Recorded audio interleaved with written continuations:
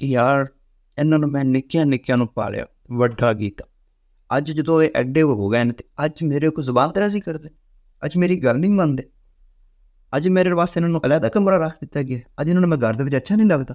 ਉਹ ਤੂੰ ਕਿਵੇਂ ਅੱਛਾ ਲੱਗਿਆ ਉਹਨਾਂ ਨੂੰ ਘਰ ਦੇ ਵਿੱਚ, ਜਦੋਂ ਤੂੰ ਉਹਨਾਂ ਨੂੰ ਹਲਾਲ ਖਵਾਉਂਦਾ ਅਤੇ ਉਹਨਾਂ ਨੂੰ ਤਮੀਜ਼ ਵੀ ਹੁੰਦੀ ਕਿ ਸਾਡੇ ਫਾਦਰ ਸਾਹਿਬ ਨੇ, ਸਾਡੇ ਵਾਲਿਦੈਨ ਨੇ। ਕਿਵੇਂ ਉਹਨਾਂ ਨੂੰ ਤਮੀਜ਼ ਆਵੇ ਜਦੋਂ ਤੂੰ ਖਾਂਦੇ ਹੀ ਉਹਨਾਂ ਨੂੰ ਹਰਾਮ ਰਿਹਾ, ਹਲਾਲ ਦਾ ਲੁਕਮਾ ਹੀ ਉਹਨਾਂ ਨੂੰ ਖਵਾਇਆ, ਉਹ ਕਿਵੇਂ ਤੇਰੀ ਕੱਲ੍ਹ ਨੂੰ ਇੱਜ਼ਤ ਕਰਨ? ਉਹ ਤੈਨੂੰ ਕਮਰੇ 'ਚ ਨਾ ਛੱਡਣ ਅਤੇ ਹੋਰ ਕਰਨ ਕੀ ਤੇਰੇ ਨਾਲ?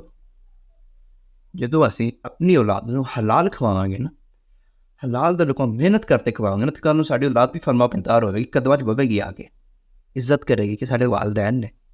ਲੇਕਿਨ ਜਦੋਂ ਅਸੀਂ ਖੁਦ ਹੀ ਹਰਾਮ 'ਤੇ ਲੱਕ ਮੰਨ ਗਏ, ਅਸੀਂ ਰਿਸ਼ਵਤ ਲੈ, ਤੇ ਜਨਾਬ ਉਹ ਕੀ ਕਹਿੰਦੇ ਨੇ ਕਿ ਰਿਸ਼ਵਤ ਲੈਣ ਵਾਲਾ ਕੀ ਸੋਚ ਰਿਹਾ, ਪੈਸੇ ਲੱਭ ਗਏ ਜਨਾਬ, ਅੱਛਾ ਖਰਚਾ ਚੱਲੇਗਾ।